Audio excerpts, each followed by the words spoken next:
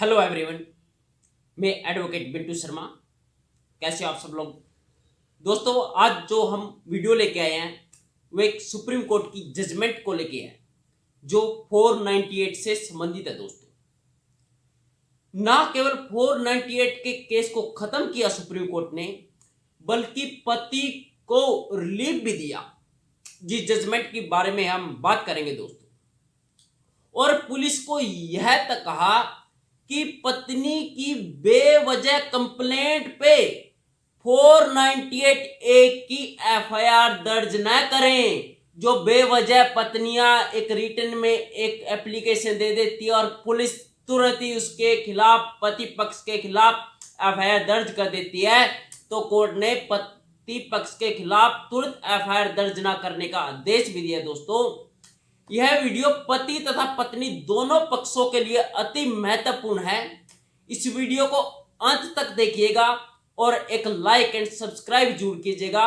इस वीडियो से आपको यह पता लगेगा कि कैसे 498 ए का मिसयूज किया जाता है। इस केस में पत्नी ने एक गलती कर दी थी दोस्तों, जिसका वर्णन हम इस वीडियो में करेंगे कि पत्नी ने ऐसी क्या गलती कर दी 498 ए का केस लगाने में, जिसका उसे बहुत नुकसान हुआ और सुप्रीम कोर्ट ने पति पक्ष में फैसला सुनाया। इस जजमेंट में क्या था, चलो स्टार्ट करते हैं। इस केस में पति पत्नी की मैरिज सन 2008 में हुई थी और 2012 में उनको एक बच्चा भी हो गया था। पति पत्नी को शादी चलती गई, लेकिन 2019 के आते आते दोनों के बीच में झगड़ा स्टार्ट हो गया। अनबन स्टार्ट होने पर पति ने क्या किया, पति ने सेक्शन 13 के तहत अपनी पत्नी के खिलाफ डाइवोर्स पिटीशन दायर कर दी। और जो डाइवोर्स पिटीशन थी, इसमें ग्राउंड क्या बनाया पति ने, क्रूवल्टी का, कि मेरी पत्नी मेरे साथ क्रूवल्टी करती है।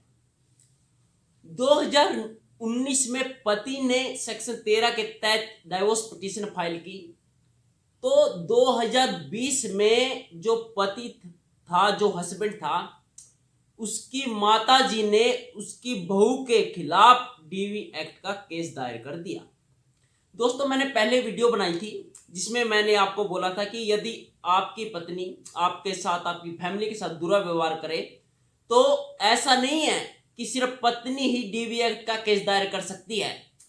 आपकी मां और आपकी बहन भी आपकी वाइफ के खिलाफ डीवी एक्ट का केस कर सकते हैं।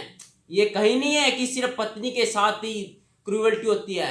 क्या आपकी माँ या आपकी बहन के साथ आपकी वाइफ क्रूवल्टी नहीं कर सकती? तो दोस्तों, ये सेम वही बात है कि उस लड़के की मां ने उसकी बहू के खिलाफ डीवी एक्ट का केस फाइल कर दिया। दोस्तों, तो पत्नी क्या हुआ, पत्नी तो भुचला गई बिल्कुल ही कि अब मैं क्या करूं। तो पत्नी ने बदला लेने के लिए जो एक ब्रह्मास्त्र है उसका यूज किया। वो क्या है, 498 ए। दोस्तों, यह वीडियो अंत तक देखना, बहुत काम की वीडियो है पति एंड पत्नी पक्ष के लिए। और इसे एक लाइक जरूर करना। यदि आपको अच्छी लगी, नहीं अच्छी लगी तो डिसलाइक कर देना, लेकिन इस वीडियो को अंत तक देखना। दोस्तों, तो पत्नी ने क्या किया, बदला लेने के लिए 498 ए की एफआईआर दर्ज करवा दी दोस्तों, जिसमें 323, 506, 498 ए के एलिगेशन लगाए कि मेरे साथ मेरी सास और मेरे पति अत्याचार करते हैं। तो पुलिस ने क्या किया, तुरंत एफआईआर दर्ज कर दी। कोई इन्वेस्टिगेशन नहीं, कोई जांच नहीं, कोई पड़ताल नहीं, सिर्फ एक एप्लीकेशन देने पे ही एफआईआर दर्ज कर दी पुलिस ने। तो पुलिस ने क्या किया, एफआईआर दर्ज करने के बाद चार्जशीट कोर्ट में पेश कर दी। लेकिन पुलिस ने एक काम जरूर कर दिया कि जो पत्नी ने उसमें फैमिली वालों के नाम लिखवाए थे, तो सुप्रीम जो पुलिस थी उसने सभी के नाम निकाल दिए, सिर्फ पति के खिलाफ ही चार्जशीट पेश करी, सिर्फ पति का ही नाम रखा, बाकी रिमूव कर दिए। दोस्तों, तो पति ने क्या किया, पति 498 की जो एफआईआर दर्ज करवाई गई थी उसकी क्वेश्चनिंग के लिए हाई कोर्ट का रुख किया कि जो मेरे खिलाफ यह 498A का मामला दर्ज किया गया है, एफआईआर दर्ज की गई है, यह सरासर झूठी है, हमने कभी कोई दहेज नहीं मांगा।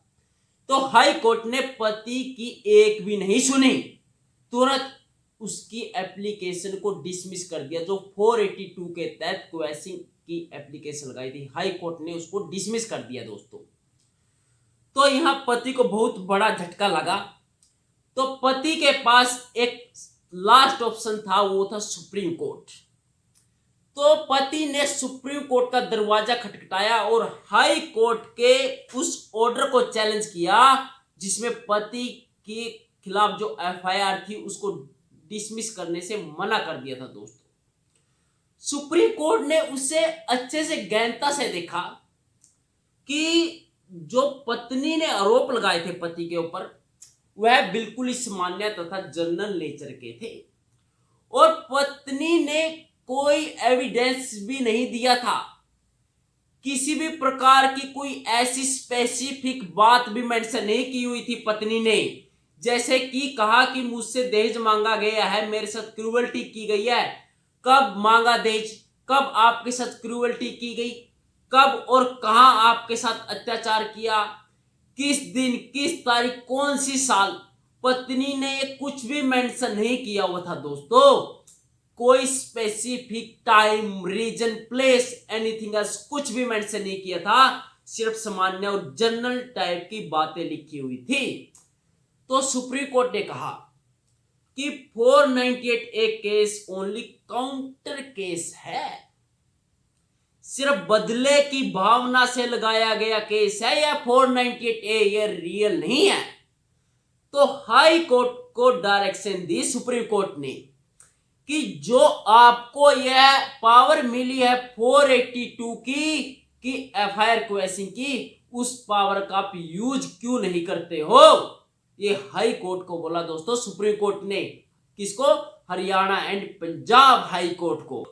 हाई कोर्ट को कहा कि आप 482 के तहत उसकी पावर का यूज करके आप पीड़ित पक्ष को इंसाफ दीजिए। और सभी कोर्ट तथा पुलिस को भी डायरेक्शन दी कि 498A केस में यह देखना बहुत ही जरूरी है कि इसकी मानसिकता क्या है, क्या यह सच्चाई पर निर्भर करता है, क्या यह केस बनता है या नहीं बनता। ऐसा नहीं है कि किसी महिला ने एक एप्लीकेशन दी पुलिस स्टेशन में और तुरंत एफआईआर दर्ज कर दी, ऐसा नहीं करना। यह सुप्रीम कोर्ट ने साफ साफ शब्दों में कहा और अपनी जजमेंट की कॉपी सभी कोर्ट और पुलिस स्टेशन में पहुंचाने को कहा।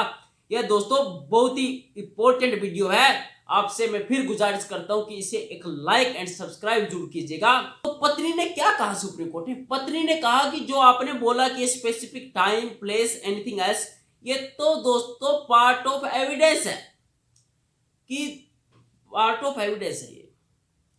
तो सुप्रीम कोर्ट ने कहा कि यदि आपसे दहेज मांगा भी गया है और चार्जशीट में दर्शाया भी गया है कि 498A की मांग की गई है, यदि कोर्ट को लगे कि यह बदले की भावना या काउंटर केस के आधार पर लगाया गया है, तो कोर्ट के पास पावर है कि वह 498A को क्वेश्चन कर सकता है।